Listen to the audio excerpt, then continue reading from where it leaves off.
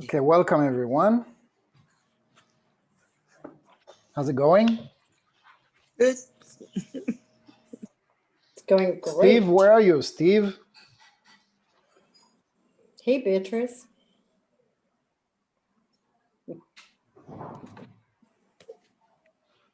Okay, so we want to send some healing energy to our friend Anna. Just meditate for her for a quick and fast recovery. So, just a few words about the portion, the energy of this week that is dealing with Jacob, that is traveling. He is traveling from one camp to another. And he's going from Beersheba, and he's going to Harana. And each one of those camps, of those places, has a spiritual significance. But I think that what has an even deeper significance, it is the traveling. What has the biggest and deepest significance is the traveling. And so what does it have to do with each one of us? What does it have to do with you? To talk about somebody that, that was picking up his stuff and going from one place to another 3,400 years ago. What does he have to do with my own life?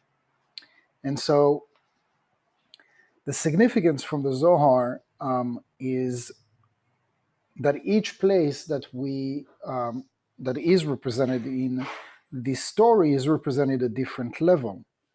Kshaya be'Be'er Sheva, so when he was in the place called Be'er Sheva, he was on the level of Binah.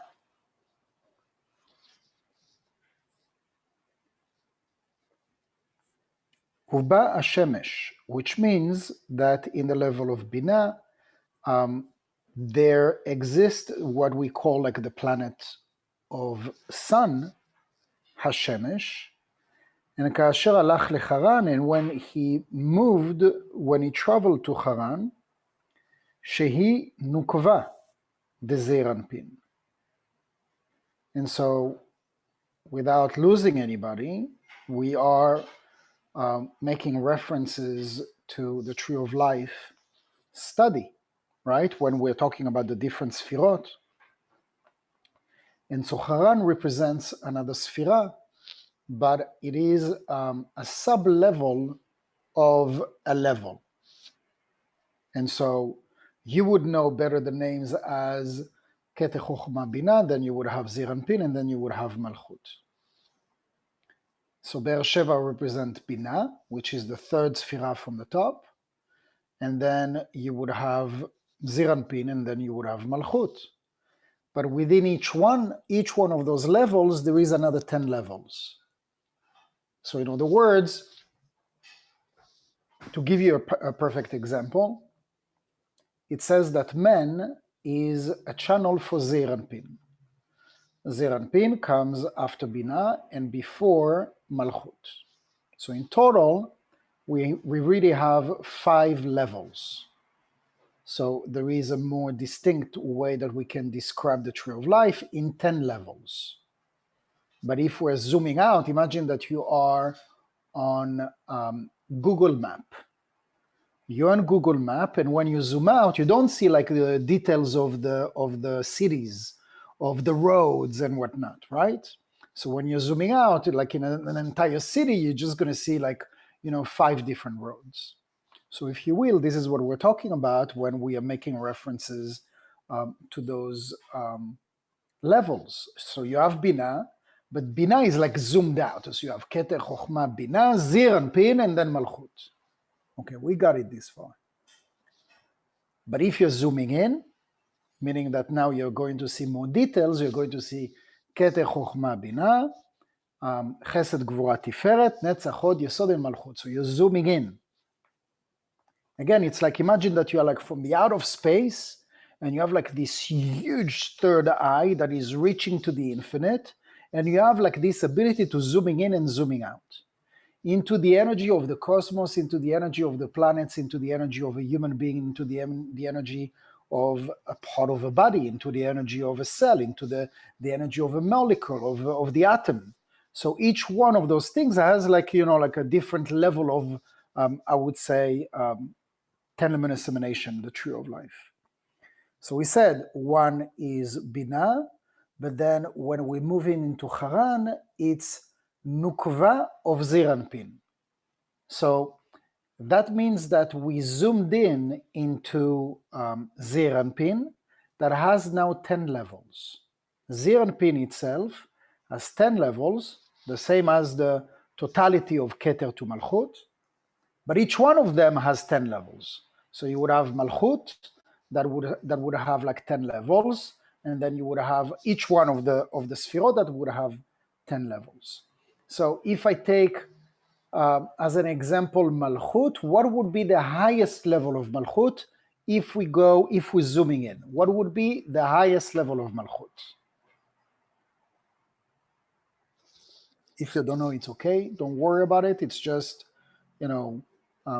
technicalities that can help us actually, not only understand the deepest levels of Kabbalah, but also how, at the end of the day, the more we study the telement emanation, the tree of life, and the more it helps us understand life in a way that we didn't understand it before.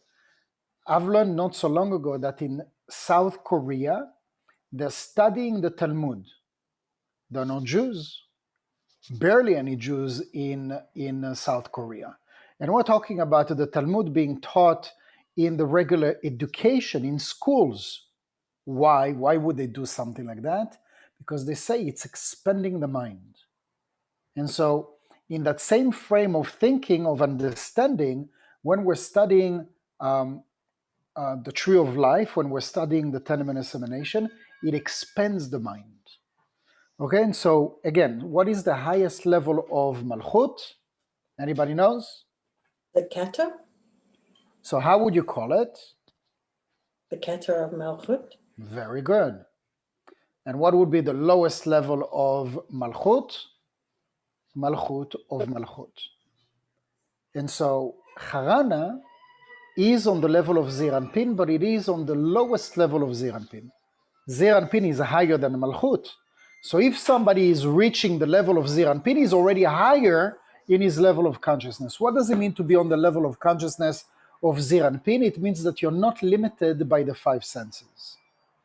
But even there is different levels. You would have somebody who has been just, entering the level of Ziranpin, just been introduced into the taste of not being controlled by emotions, by anger, by upsetness and judgment. But then to that, there are different levels. And the highest level of Ziranpin would be like that you're totally immune to anything that has to do with physicality, and you're totally in this space, quantum space, where there is no limitations. But still, when you're on the level of Malchut of Ziranpin, you are above the level of Malchut, but you're still just at the beginning stages. So when it says that he moved from a place and he was on the level of Bina, which is the third from the top, Keter, Chochma, and Bina, and then the next level was Harana. Harana, which is still a highest level compared to Malchut, but it is Malchut of Ziranpin. And so the Zohar explains to us, and I mean, this is one of the things that we can conclude. So things must have happened.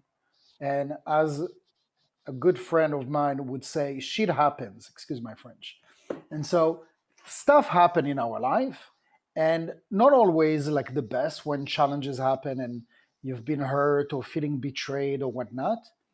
And it's affecting. It doesn't matter how spiritual you are, it doesn't matter how much you've been studying Kabbalah and all the things.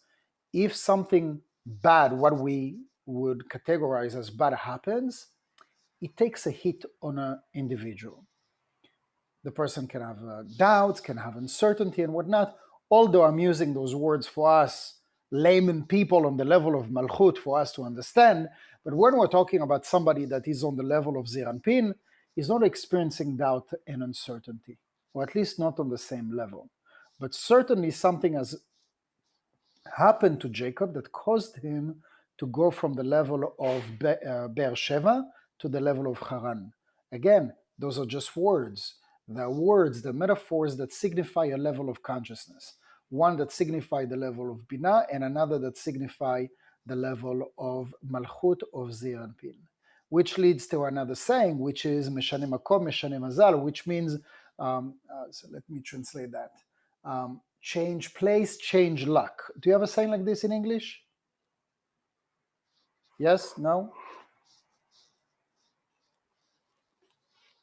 Actually, for the Israelis, I learned about it only when I was in the center, but Israelis know this. So if you're a Hebrew speaker,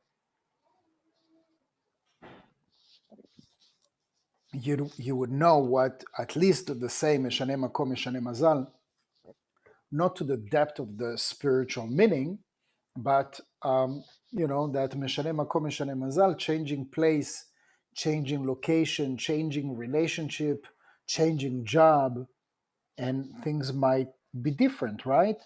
So unfortunately, we're not as spiritual as we'd like to be. So very often that Meshane Makom, Meshane Mazal, instead of moving on to another place where we elevate, where we completely let go of the past, we're ready to embark into something completely new and embracing what the light force of the Creator has to send to us, we remain, we live in the past. We live in the success of the past, or we live in the traumas of the past. It's interesting, by the way.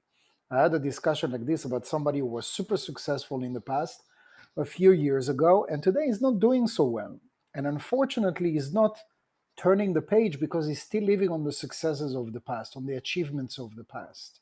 And so today he needs to refresh and rediscover what the universe has to offer him, but it's harder to move on. It's hard to move on. And so Meshane Makom, Meshane Mazal, it's not only a spiritual and emotional place, it's certainly also a physical place. So did Jacob have to eventually move physically? The answer is yes, he moved from one place to another, but we need to know that when a spiritual giant like Jacob, Abraham, Isaac, Jacob move physically, it means that they're moving mountains on the level of the spiritual. But the fact that he moved from one place to another, it's an indication for us to know that when we move from one place to another in our life, it is switching, it is moving levels of energy that we're not necessarily conscious of. The more we do our spiritual work and the more we are welcoming of the change, majority of the people that I've encountered in my life, including myself in some cases, but the majority of the people that I've encountered are not open for change. And so, I mean, the intellectual aspect, who's open for change, I would get a room, 50, 100 people, they would all raise their hand and say, of course we're ready, it's like this katana lie, where it's like so small on me, like I can do it like anytime.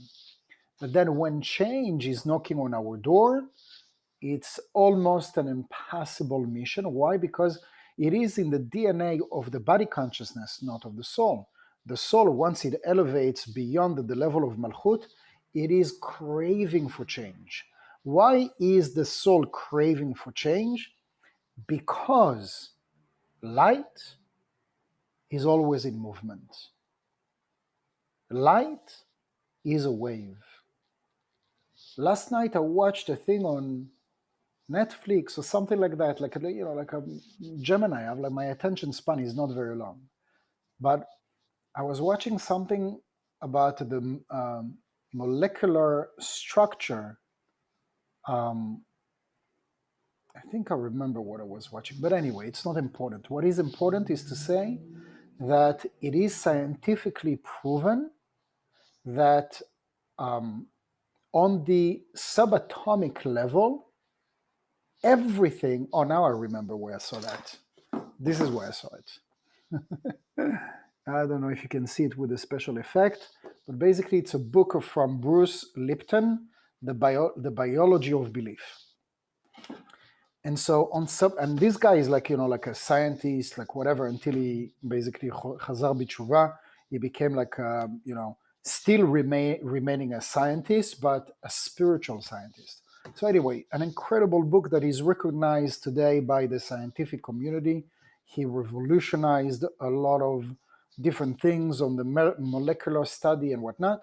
And he's saying, like, on the molecular level, everything is like a wave. So it's interesting, because you would go on the microscope and you would expect that something is going to be, stand still, right? But if you go into the molecular study, subatomic level of things, of anything, even a stone or the bottle or the screen or this book, everything is in movement. Everything is in movement. And so when we're talking about the light, the light is energy.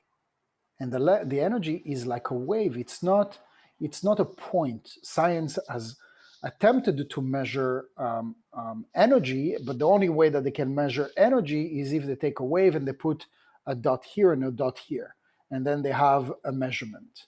But the moment that you measure 2 points, it's not a wave anymore, right? So that's the limitations of science. But like I said, like, people like this have revolutionized the way that they're thinking about those things. And for any of you, I would recommend to read this book. So going back to what we're discussing. So what's the message from Jacob to us? One of the messages, at least of as far as what I'm getting, and I being very Gemini again today, I jumped from saying that many people that I've encountered in my life are not open for change, and majority of those that I've met in the last 20 years, they are spiritual people. It is in the confines of the teachings and students and people walking through the Kabbalah Center. And I'm not talking about new students. I'm talking about people that have been into wisdom and Kabbalah for a long, long time. And this is not pointing a finger or being in judgment. It's just, like I said earlier, there are certain areas that it is even hard for me to change. I mean, maybe I'm a little bit luckier, I would say, because I've been introduced to change since the youngest age, where my family has been scattered and moving all the time. So for me, change is not a big deal. But I know a lot of people that have lived in the same city their entire life, in the same country their entire life. I know people that never left their country. I still know people, adults, that never went on an airplane.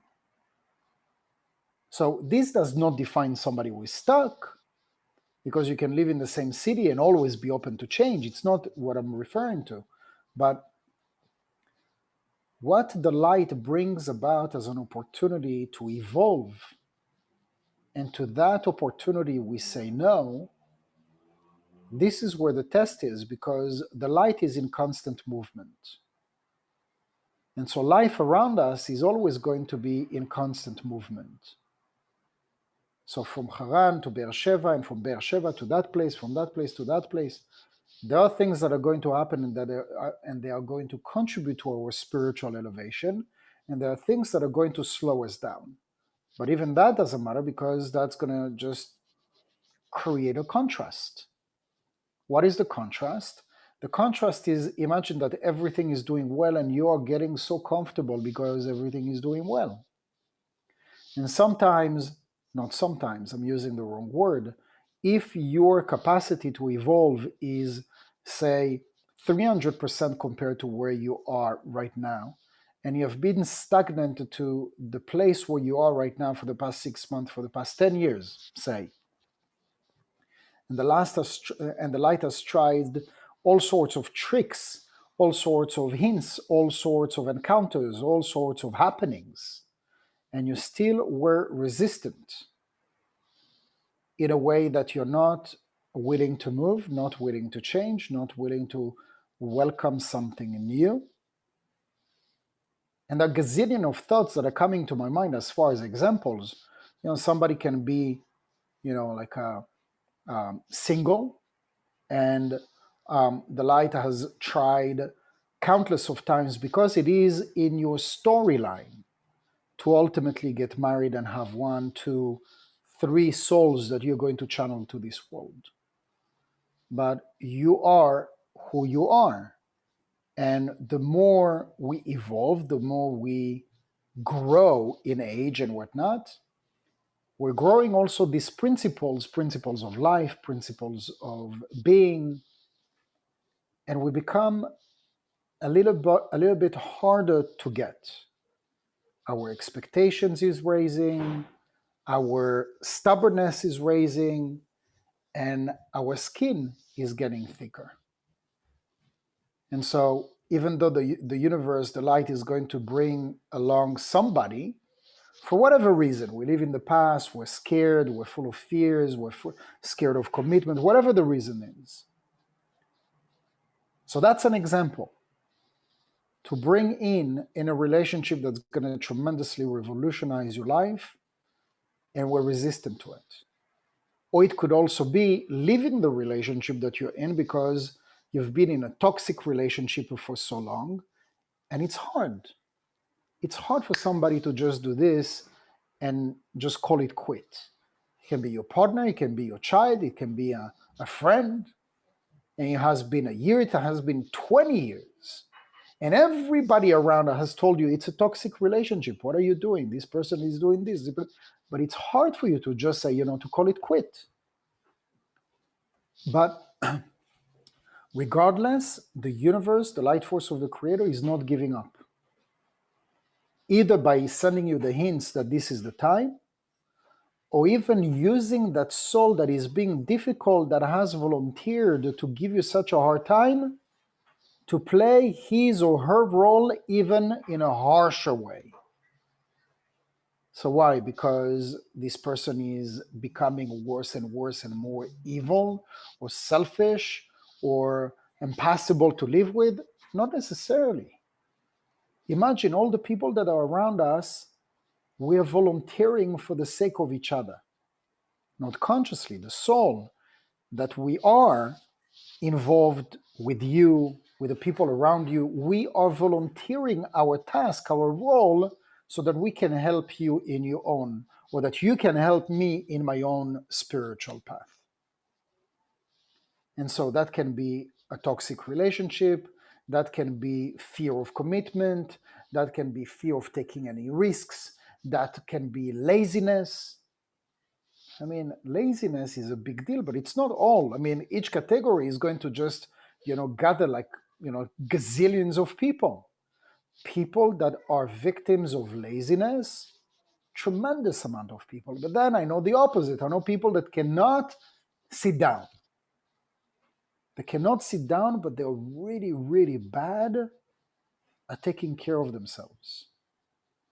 Really bad at allowing others to take care of them. So the universe is going to enforce on you. And sometimes if we're not open for the messages, for the hints, for the red flags, it ends up in a disease. It ends up in a broken leg. See, now you have to receive help.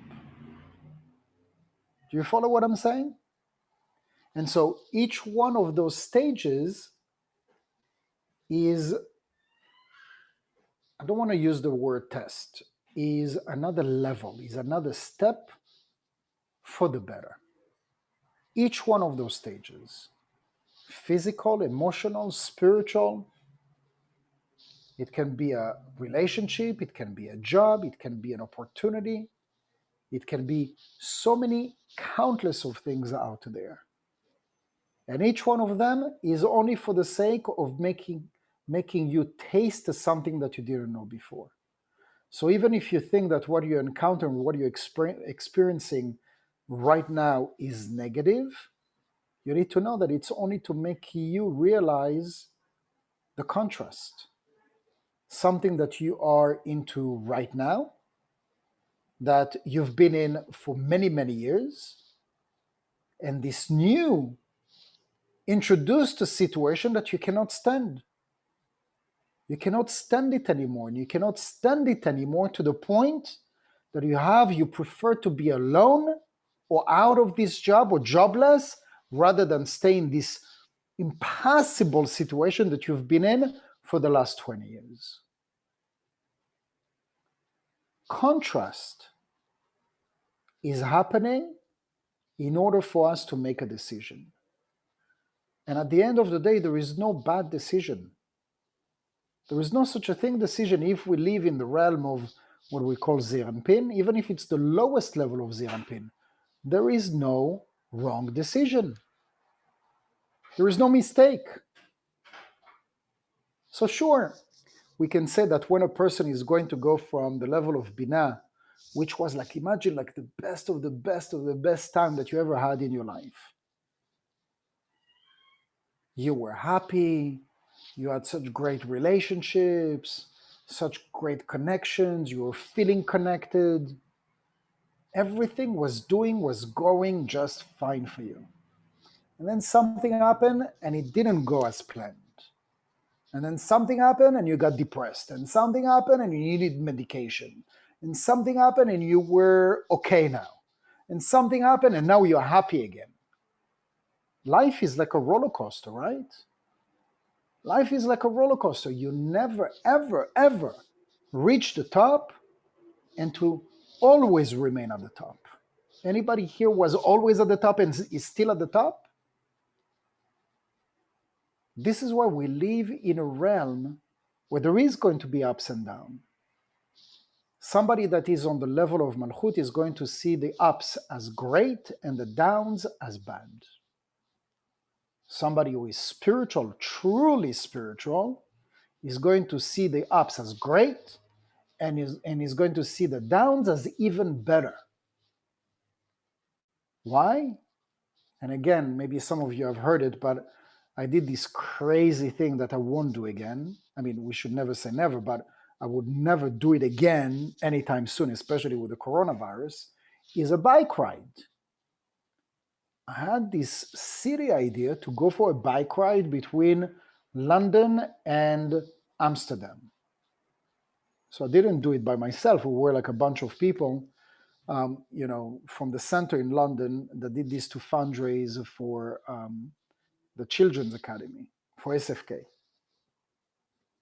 And so the first day I thought I was going to die because I didn't get on a bike for, at least 17 years before that. So the first day I really literally thought that I'm going to die. I did probably like 30% of the thing of the first day. And then I got on the truck and I drove till the next stop. That was very funny. Not funny, but it was funny. And at the very beginning, I mean, in UK, you can imagine it's like everything is like up and down, like lots of hills. And so at the beginning, when you see like going down the hill, you get very excited. It feels good, right? But then after a while, after an hour or two, as soon as you see go down the hill, you're saying, shit, excuse my French. Why would you say something like that? Because you know what's coming after down the hill. After down the hill comes up the hill. And so when we are in the physical level, on the physical level, literally, such as biking, or even on an emotional level, when we are in Malchut, we only see up and down as good and bad. As we raise our consciousness, and it takes exercise, it takes practice to see the ups and enjoy them, and to look at the downs as opportunities that are representing contrasts of things that we don't want, without seeding a consciousness that's, I don't want this, I don't want this, I don't want this, because we mentioned it in the past. The way that the universe is functioning is inclusive. So the universe doesn't make the difference. If you're saying, I don't want any abusive relationship, I don't want any abusive relationship, the universe hears, I want abusive relationship. The universe is inclusive. So if it's good or if it's bad. And so this is why if there is a down and I say, oh my gosh, this is going to be bad, oh gosh, this is going to be a terrible day. Did you ever wake up in these past 10 days and you didn't wake up in such a good mood? You said, oh my gosh, this is going to be one of those days. And you program the day to begin with, as this is going to be a bad day. The universe is inclusive. This is going to be a bad day. Oh, I cannot stand it. I do not want another challenging day.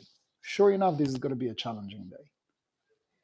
But if instead of all the odds and all the red flags you see, you get the intuition that this might be a challenging day, but you keep repeating like a mantra, everything comes to me easily. Everything comes to me easily. This is going to be such a great day. This is going to be such a day with full of opportunities and good news. You just reverted what could have been to become very positive and welcoming. So the message here that I would love to convey to you, not to just convey, but that is going to stick as long as you can hold it. What's going to define us as more spiritual than we were 45 minutes ago?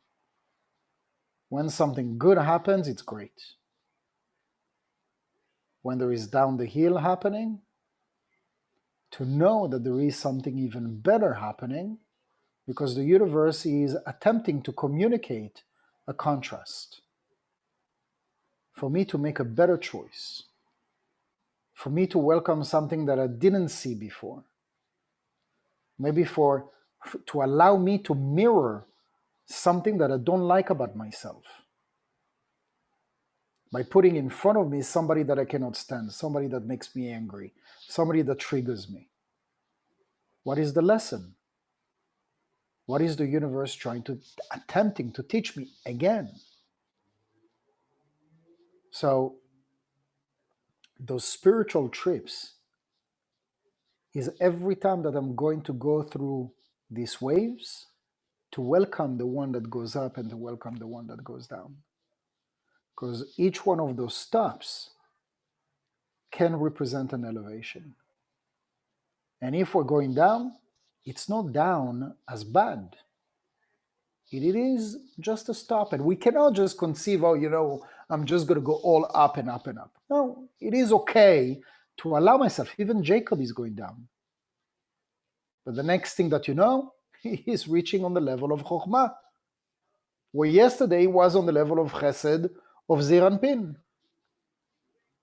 But he's welcoming it as part of this universe that everything is in movement. Scientists today understand that everything is in movement, but not just the atoms, not just the molecules, not just our entire life. So if I'm engaging into anything that's going to be habitual or that is going to be stagnant, I'm going against the nature, the essence of creation, the essence of this universe. Certainly the body consciousness, not us. The body consciousness seeks comfort, safety. Because as long as I know where I'm going to be tomorrow, where I'm going to live, that I'm going to have a roof above my head, I'm going to have food on my table, it's safe. I have savings, stock option, this investment, that investment.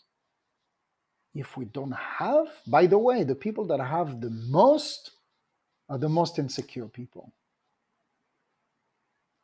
Because if it is to secure your future, the fact that you have this house, the fact that you have this car, the fact that and you're good for the next 10 years. The mind is set as, okay, now I'm good for retirement.